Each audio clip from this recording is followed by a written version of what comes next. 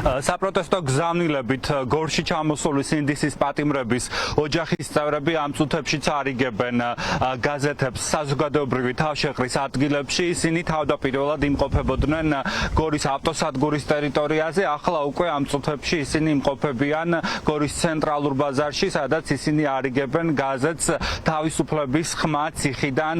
როგორც ჩვენ ვხედავთ და სინდისის პატიმრების ოჯახის წევრებიც აცხადებენ, განწყობები საზოგადოებაში მათ მიმართ არის პოზიტიური, ისინი მათ უცხადებენ სოლიდარობას და უსურვებენ მათი შვილების ციხეებიდან მალე გათავისუფლებას.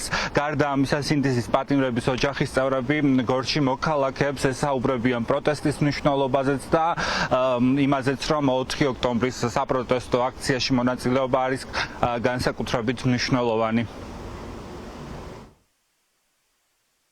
გორი უმნიშვნელოვანესი ქალაქია ჩვენი ქვეყნის, იმდენად რამდენადაც ნაომარი ქალაქია, ყველაზე დიდი ტკივილი და სისხლის სწორედ გორმა გაიღო, ამიტომაც პროპაგანდა განსაკუთრებით მუშაობს გორში და გორისნაირ ქალაქებში. ჩვენ გვინდა რომ ჭეშმარიტი, ობიექტური და სწორი ინფორმაცია მივიდეს მოსახლეობამდე და ჩვენ ეს ჩვენი ხელით პირადად მათ უნდა მიუტანოთ. ყველაზე მთავარი ჩვენთვის რაც არის ის მოწოდება, რომ ყველანი 4 ოქტომბერს არჩევნების დღეს ქუჩაში, რადგანაც ეს ხელისუფლება უნდა დასრულდეს. ძალიან კარგად მიდის იქ, სადაც დავარიგეთ გაზეთები, პირიქით გვეუბნებოდნენ და გლოცავდნენ და თავისუფლებას უსურვებდნენ ბიჭებს და ძალიან კარგად გვიცნობენ ვინ ვართ და გვეხუტებიან და გვეფერებიან. ეხლა ვაგრძელებთ სვლელობას და აქ კიდე ყოფილა ბაზარი, სადაც შევალთ და გავაგრძელებთ დარიგებას. დღეს გორში არიან პოლიტპატიმრების მშობლები ჩამოსული, არიგებენ გაზეთებს და ყველა ქალაქში ჩასვლისას ჩვენ გორელი აქტივისტები გულშემატკივრობდით მათ და